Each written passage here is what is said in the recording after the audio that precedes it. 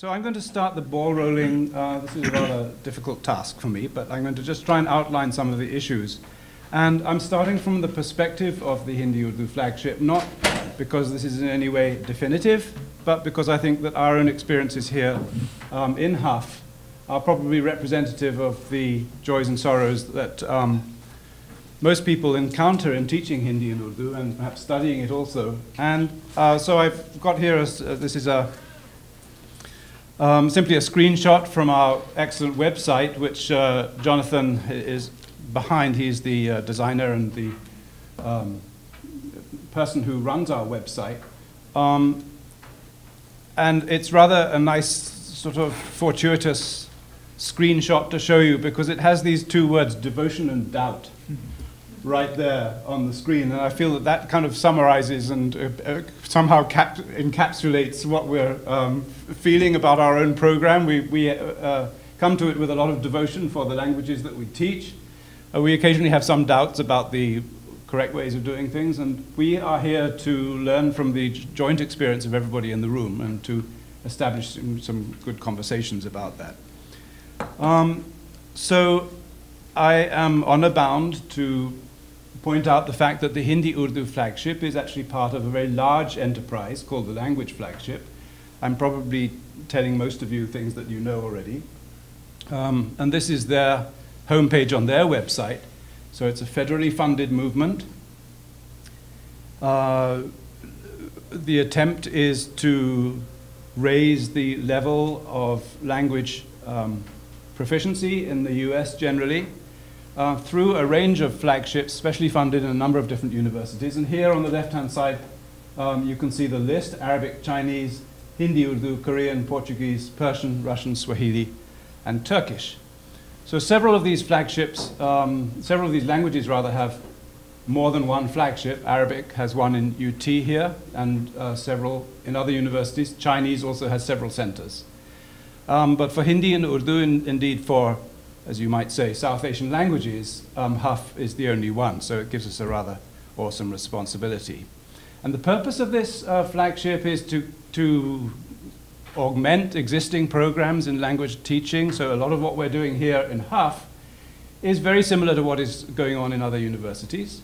If I were asked to define what is special about it, apart from the intensity of the program, I would say that one thing is that we make a very special effort to go beyond the rather traditional language and literature approach and to really educate people in proficiency in language, to make them really able to use the language rather than just to read. I say just to read literature. It goes against the grain because I come from literature, but there we are. I have to recognize it's not the entire world. This is a rather risky demonstration of our course sequence because it's a work of art which is current at the moment. We're still developing this. We have developed it, of course, since the beginning of the flagship in 2007. But right now, this year, this summer particularly, we're augmenting and changing the sequence of courses a little bit. So I'll avoid getting into any detail, but just point out the rough main characteristics.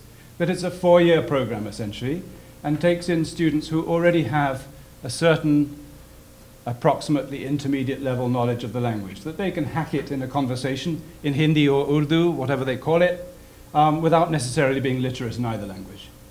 So this is the way we started, because this is essentially the way we were told to start by the Language Flagship, to have that kind of intake. And unsurprisingly, we quickly found that it was quite difficult to recruit people into Hindi Urdu with that level of background. So what we have done increasingly, and now institutionalizing this, is added this first-year foundation year, which is a year of from-scratch instruction, which gives people that background to allow them to enter the 4-year program. So it's a kind of 1 + 4 year program, which my maths isn't good, but I think that's 5 as in a total. And the pattern that we're now seeking to establish will have people going for an American Institute of Indian Studies program in the summer in India after the first year here. And then the 3rd year is entirely spent in India, again at the American Institute of Indian Studies. And Naseemji is the manifestation of the American Institute of Indian Studies in human flesh. So we're very glad to have her here because she's just taking over from our own Martha Selby as chair of the language committee. So we have to be very careful what we say in front of Naseem. So one of the changes that we're making to our overseas program is that we're sending the students for the fall semester to Jaipur, effectively the Hindi teaching unit, and the fall semester in Jaipur, and then the second semester, the spring semester, will be in Lucknow. Whereas up to this point, the entire overseas year has all been in Lucknow. And when I was preparing this PowerPoint yesterday, and I was kind of looking on the web for pictures of Jaipur and Lucknow, it was only after that I'd done it that I realized how kind of stereotypical I was being. You know, these images of Jaipur and Lucknow are pretty much exactly the opposite of what we're really trying to do, which is to educate people in contemporary language and modernity and practicality and all these things. But still, somehow, mentally, one reaches for, you know, beautiful marble arches and things like this. I think, you know, as if one were operating a tourist business. As a British person, it's very comfortable feeling to be in Lucknow because the history of the British in Lucknow has always been one of great harmony and this is why all the old British properties are so well maintained to this day. Now, one of the issues that we found when we started recruiting people, looking for people who already knew some Hindi and Urdu, was, without any surprise at all, that most of the people with that kind of qualification were heritage learners. That is, they had some knowledge of the language from their family background. So it's a term which is bandied about very loosely. What is a heritage speaker? And Susham Bedi came out with this wonderful definition, I think spontaneously, when she called them background wale bacche. And she contrasts those with bilkul zero background wale bacche. But just to give a slightly more kind of focused sense of what we mean by heritage students, I would say that somebody who can answer questions like tum kahan rehti ho, tumne kal kya kiya, aaj kya kar rahi ho, kal kya karogi, and do the same thing with aap and understand the difference, whether or not they can read or write any of that in any script, are roughly what we mean by having a heritage knowledge of the language. In other words, some basic facility in most of the tenses of the language without perhaps knowing very much in terms of writing or in terms of the culture.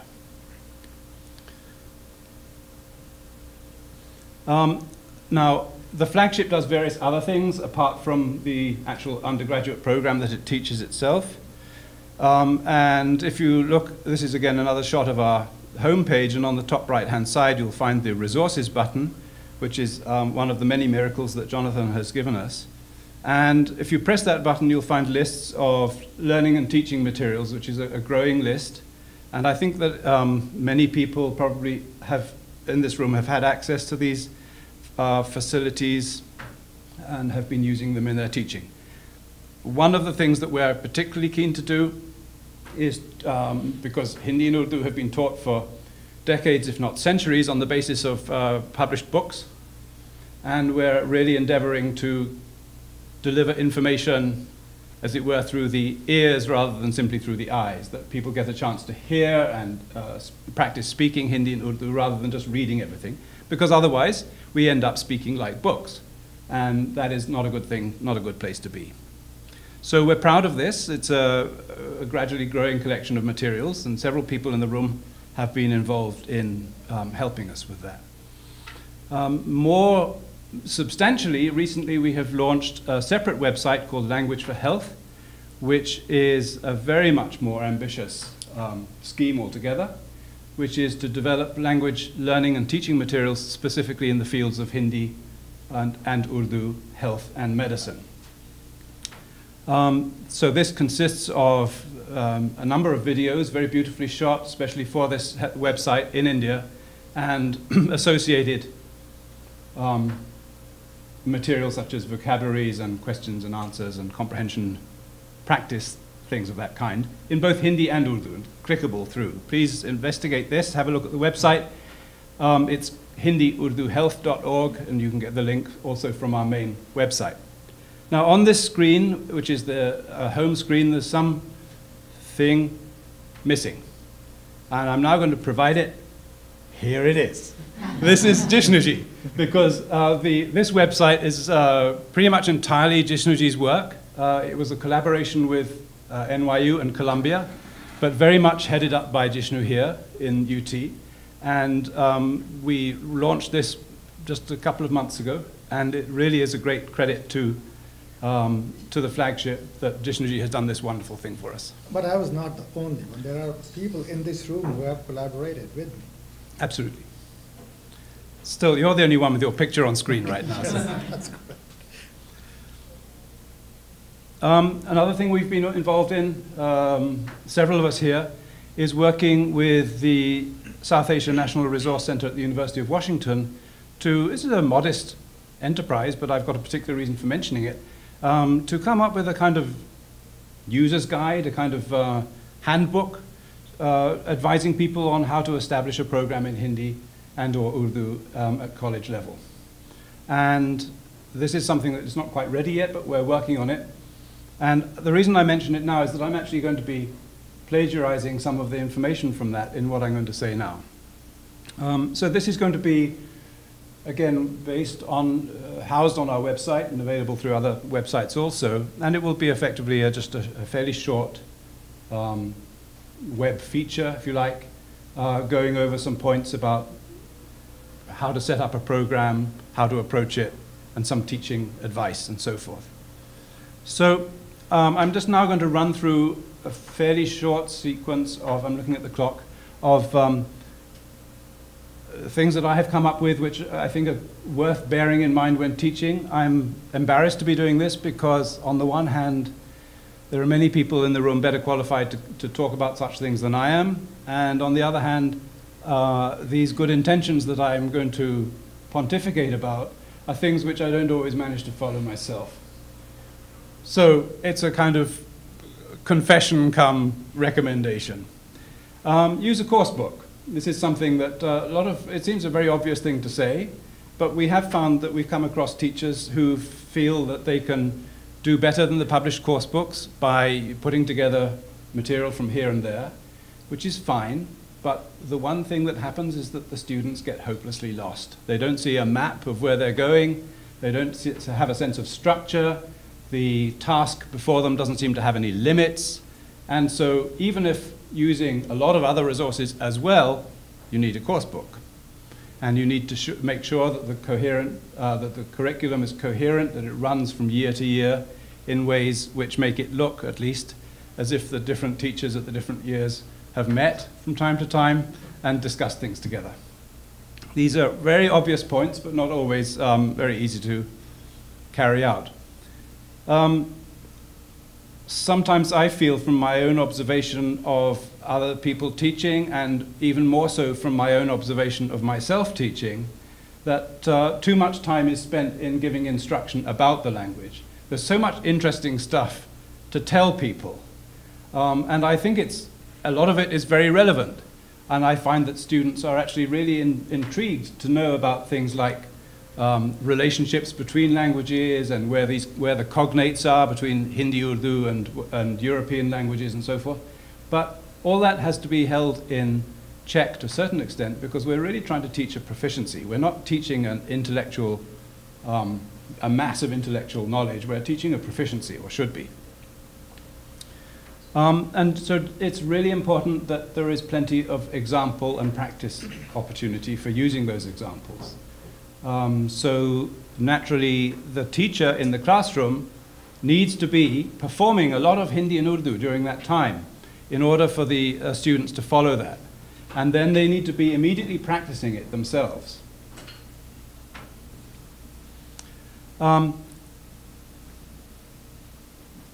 You know, there are different schools of thought about what language you should be using in the classroom, and some people say completely without any kind of doubt in their voice at all that it should all be in the target language. I'm not of that flavor myself, but certainly you should be using Hindi-Urdu as much as possible in the classes. And for all the routine things like welcoming people, berating latecomers, giving out the regular, repeated, formulaic instructions and tasks that one's always giving in the language classroom, greetings and routine instructions. And that can often be facilitated by giving a simple list of the phrases that people are going to hear, maybe 20 or 30 phrases, which may include grammatical features, language features that they haven't done yet. But it doesn't matter. They can still parrot them, and they will gradually come to understand what it means when you're saying whatever it is you're saying. Now, this is something which I have found really useful myself, which is because we all become very complacent. We kind of, I mean, even those of us who are outsiders to Hindi and Urdu, we kind of become familiar with the material and forget that sense of helplessness that the beginner is in at the beginning, right? So what I found was really useful was to try and learn a new language that I didn't really know at all before. In my case, it was modern Greek, and remind myself of that dark place where you are friendless and alone.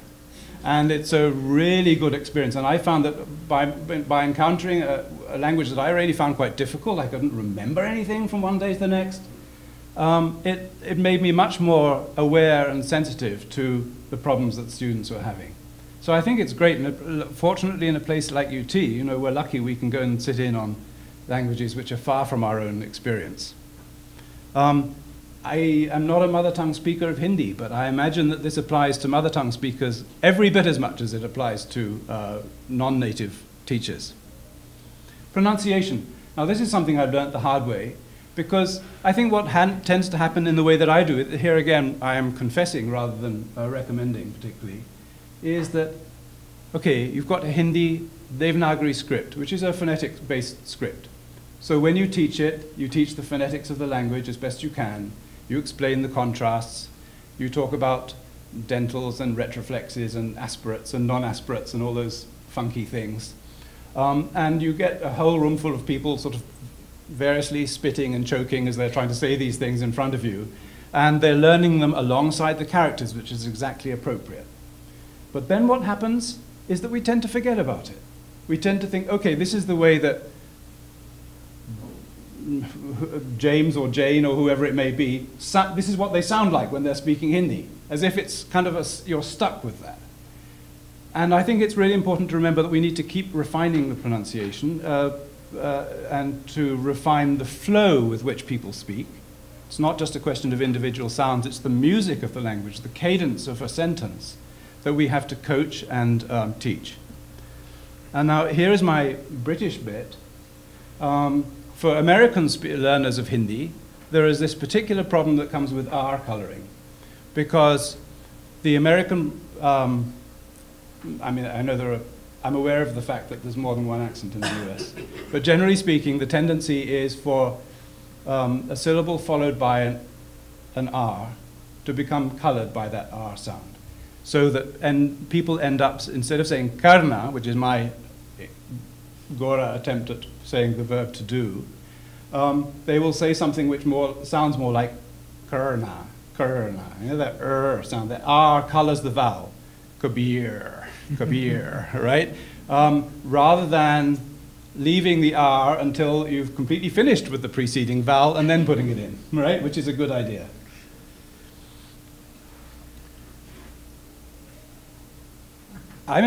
Each one of these things embarrasses me deeply because I'm a failure in every single category that I'm mentioning. But it's really important to remember that when we say we've covered the syllabus. We've taught that. But we taught that last week. It's an irrelevant and stupid thing to say, because unless it's been absorbed by the student, you're not finished with it.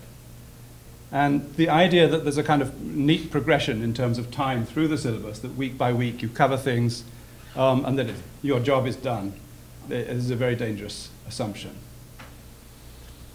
Now, language learning, I'm so bad at language learning. I find it so hard to acquire any kind of anything in any other language other than English, that I desperately need to have things simplified for me and to be presented clearly to me. And I think a lot of students are like that. They really, really need clear structures. It may be an entire falsehood. What we do in the first year teaching is effectively reinvent the language that we're teaching, right? To make it palatable, to make it digestible. Authenticity is the buzzword. I don't believe it for a second, because I don't think we're actually really trying to do that. We're trying to do something completely inauthentic, which is to give adult learners a quick access to a language that they haven't learned at their mother's knee, which is the natural place to learn it. So it's an entirely inauthentic experience. So what we need to be really sure about is we don't add to people's problems by bringing in obscurities about the way in which we teach. You know, they should be really clear about class structures. They should know what you're endeavoring to do in a given semester, in a given week, and in a given class. When I've got my act together, I will say at the beginning of the class, today we're doing this and this. Because the roadmap needs to be clear, the map needs to be clear for people, because the content won't be. The content is going to be really problematic. So we need to be clear in the structures.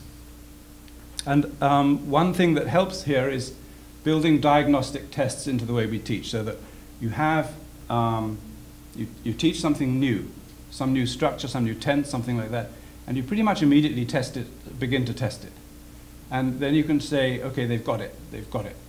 That is that one person's got it, but Venkat is having a bit of a problem with this, right? So we have to go back, and if he's having a problem with it, the chances are that other people in the class are also having a problem with it, so you go back and you redo it. Now, against all these rules is this, I think, really important principle, is not to be fundamentalist about the rules of pedagogy, because I was a victim of that when I was an undergraduate, and I hated it. The particular fashion for teaching at that time was that everything had to be done by rote drilling, through hearing things and never seeing anything written. And I was on my knees wanting to see a sentence written so that I would know where the word breaks came. Then I didn't mind going back to having it through the ears again. But the fundamentalist approach to that particular pedagogical fashion, which, you know, lasts so many years and then is passed over and laughed at, means that people get really stuck, and students get very frustrated. And I recommend the use of English, a very fine and beautiful language, when it's necessary, when it really helps people understand things. I see people sometimes tying themselves up in knots, trying not to use English, and trying to, as it were, act out the meaning of a Hindi word, you know? Which is easier in some words than others, right? I mean, you can say bund, bund. I guess you could do bandar as well if you wanted to, but, you know, I mean, how far are you going to take that? How are you going to get into abstracts and so forth? I think just the quick saying of this word means this is a good idea. Course procedures. This drives me half crazy because we develop all these things, you know, typically in the summer when we're somewhere far away from our classrooms, and we think we've got to set up this beautiful scheme, but then how are you going to get people to stick to them? So what I started doing, not in first year classes, it won't yet work there, but in all other classes, language classes, is that I set a homework assignment, which is to write in their own words the rules of the class. So they've got to absorb the information off the page and produce it in Hindi. Not a translation, but rather you know, as if a communicative guide to what the requirements of the class are. So it just forces them to read it. We learn by hearing things repeated. We need to repeat and repeat much more than I think most of us do. Just repeat. And then when you've repeated, do this. That's the only way it gets into my head, is to hear something time and time over. So drill patterns are very useful. And I'm not sure I've done this in English, but I arrived at 9 o'clock. What time did you arrive? This kind of drill works really neatly because you've got a statement, which is the model for the answer. Then you've got the question, and then the student can say the answer. So they're communicating something of their own, but it's entirely set up with a model, and they only have to change one thing, which is the actual component part of the response. At a more advanced level, I've started doing this recently, and I found this is quite interesting. It's not entirely as successful as I had hoped. I took a chapter from a travelogue. This is Asghar Wajahat's Chalte To Acha Tha, which is about his travels in Iran. And I'll take a typical paragraph like that, which is from the beginning of the chapter, and then we do some work on the grammar, and I give them a homework task, which is to look over it themselves and ask and answer some questions about why things are said the way they are. And then what we do in class is we take, you see the opening sentence of this was, "Subah jaldi uth gaya." So we take that sentence and we play around with it. We have variations on it, such as "Subah der se uth gaya," "Subah der se utha," "Jaldi so gaya," "Aaj jaldi pahunch gaya," and so forth. And then on the top right-hand side of the screen, up here you see other subjects which you can impose on that. Now, the point of this is that they've just been reading that paragraph. They've got in their minds a picture of the context of it. And so it's not an entirely abstract task. It's something that is relating to something they have been reading as literature. And I found some success with this, although I need to refine it a bit. And when I was preparing this material, you know, I like to do these things well ahead. And usually I don't. Usually it's the morning of the day I've got to teach the wretched stuff, right? So there I am. Vidhuji's laughing. I suspect he's had the same experience. And I was just reading this and writing out these drills and so forth, and I thought, I just should ask Askar Saab permission to butcher his book like this. So I sent him an email, and within 5 minutes he wrote back. So I got into a little chat with him. There he was in Delhi, and there I was in Austin. And I ended up saying, "Can you do me a favor? Can you write a little note to the class?" And he said, "Sure, give me 5 minutes, and I'll write it in handwriting, and I'll scan it and send to you." So I went to the class, and I had a letter from the author of the passage that we were reading to the class written that same day. How cool is that? And I think that I'm not suggesting that it's something that has to be done every time, but students love any kind of external relevance that you can bring to the material, some way of kind of locking into it, something that makes it feel that it's to do with them. It's not just reading something written in UP in 1936. You know, it's something immediate, something that they can really get their teeth into and relate to. And any kind of trickery like this, I think, works really well.